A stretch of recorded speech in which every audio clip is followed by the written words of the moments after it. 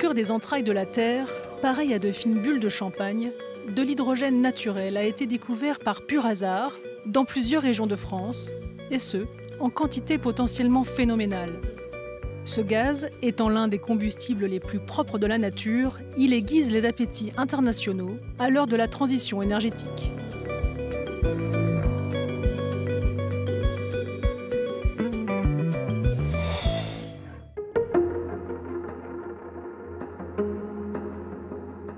On est ici au cœur du bassin minier français qui a produit beaucoup de charbon.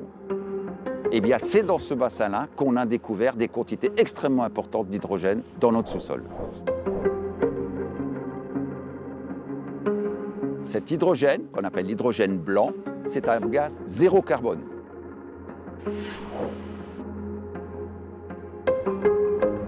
Cette source d'énergie-là, quand on l'utilise, elle ne produit pas de CO2, elle produit uniquement de la vapeur d'eau. Donc c'est une énergie qui est extrêmement intéressante pour remplacer le pétrole et le gaz. Cette découverte-là, elle a pu être faite parce que nous avons mis au point un outil qui nous permet d'ausculter le sous-sol. Cette sonde-là est une sonde tout à fait unique. Il n'y a aucune autre compagnie gazière ou pétrolière qui possède cette sonde-là. Et elle nous permet de mesurer, aller chercher les gaz qui sont dissous dans l'eau et pouvoir les recueillir à très grande profondeur. Actuellement, on est à plus de 1200 mètres de profondeur. Immédiatement après le prélèvement du gaz, on remonte la sonde, donc on prend cette ampoule-là qui a recueilli les gaz et on peut tout de suite estimer quels sont les gaz qui sont présents et en quelle quantité. Les concentrations les plus fortes qu'on a mesurées étaient les concentrations à 1250 mètres de profondeur. On est à 20% d'hydrogène. Le reste étant essentiellement du méthane, c'est-à-dire 80%.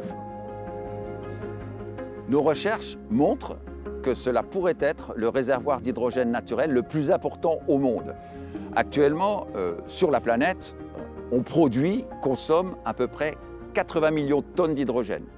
Ici, on a une ressource potentielle de 250 millions de tonnes. Waouh! Cet hydrogène naturel, cet hydrogène blanc, peut être utilisé comme une énergie par l'industrie. On peut l'utiliser dans les transports, on peut l'utiliser dans le chauffage. Donc vous voyez, chauffage, transport, industrie, c'est pas loin quand même d'être relativement intéressant pour la planète.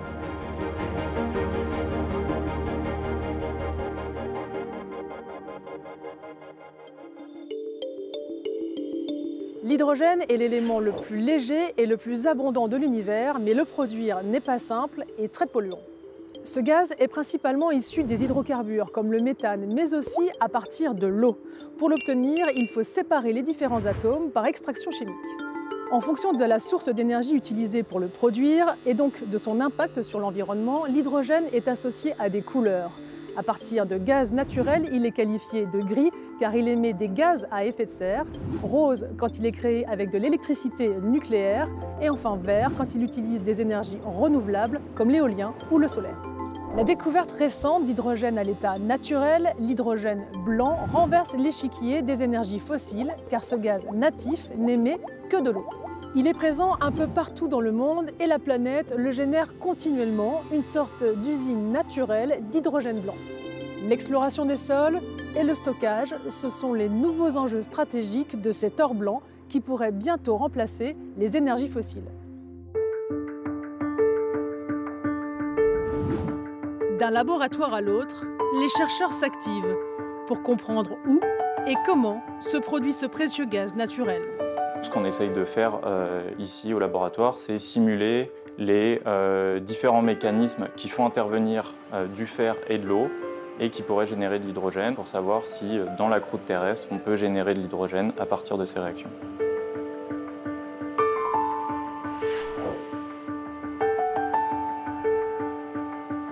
Je me concentre sur les cailloux qui viennent d'Australie, où on observe des émissions d'hydrogène naturel régulièrement. Ce qu'il faut avoir en tête d'abord, c'est que ces mécanismes qu'on essaye de caractériser surviennent dans la croûte terrestre seulement en milieu dépourvu d'oxygène. Donc on travaille dans un environnement très contrôlé ici au laboratoire. on fait réagir de l'eau et des poudres dans des capsules d'or qui sont scellées, sans oxygène, car c'est un matériau qui est connu pour ne pas laisser diffuser l'hydrogène ni vers l'extérieur ni vers l'intérieur. Et ces capsules sont ensuite placées au four pour réagir à des durées, des températures variées. Et à la fin de l'expérience, on vient prélever les gaz qu'on a extraits de la capsule à l'aide d'une seringue. Donc il y a vraiment cette dimension de quantifier la quantité d'hydrogène en fonction des différents paramètres, pression, température, rapport aux roches. Il y a un double intérêt. Il y a d'abord cet intérêt de comprendre dans quels environnements il se forme, comment il réagit avec l'environnement. Et puis il y a effectivement un deuxième intérêt qui est savoir où aller le chercher pour ensuite des visées, je dirais, d'exploration et possiblement d'exploitation.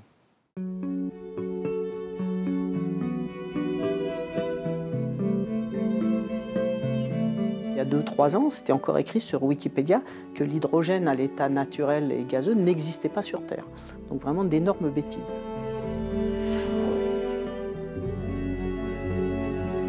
L'hydrogène, ça ne passionnait pas les foules parce qu'il n'y avait pas de besoin. Et c'est le besoin qui a fait qu'on s'est retourné vers toutes les sources d'hydrogène décarboné, dont l'hydrogène naturel.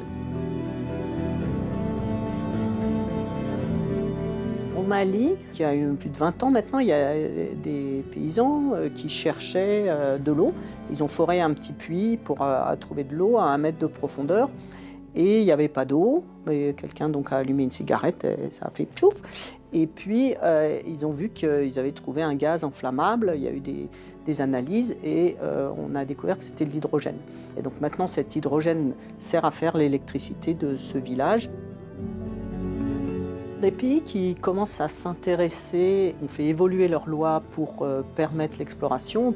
La France l'a fait, l'Australie du Sud l'a fait, les États-Unis l'ont fait. Et c'est pour ça que l'activité se concentre sur ces pays actuellement. Le premier grand pays qui l'a fait, c'est l'Australie du Sud. Et immédiatement, il y a une trentaine de permis qui ont été pris. Les 2 premiers puits viennent d'être forés. Et on peut aussi remarquer que les Américains, qui étaient relativement absents au niveau de la recherche académique sur l'hydrogène, là, viennent de mettre 20 millions sur la table. Et donc, tous les labos américains, maintenant, s'y mettent.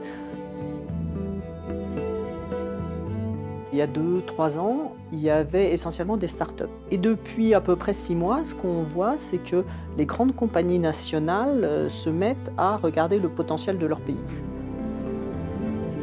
L'hydrogène naturel a toutes les possibilités pour être le moins cher et peut-être le plus abondant et avec le moins d'impact environnemental. Donc ça peut changer la donne.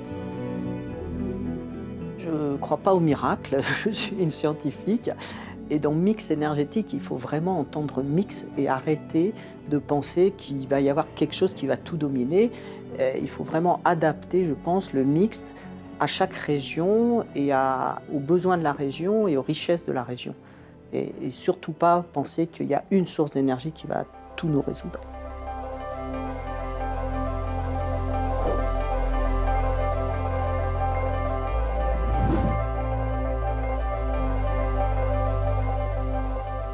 Mon travail, effectivement, c'est de chercher et de trouver de l'hydrogène naturel en faisant des petits trous dans le sol à 1 mètre de profondeur et en mesurant en fait, le gaz qui sort du sol.